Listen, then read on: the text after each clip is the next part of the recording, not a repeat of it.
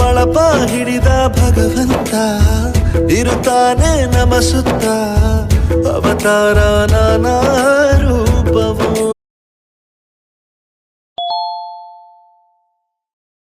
भारत निर्वाचन आयोग देश के हर मतदाता का वोट देने के लिए उसके पोलिंग बूथ पर स्वागत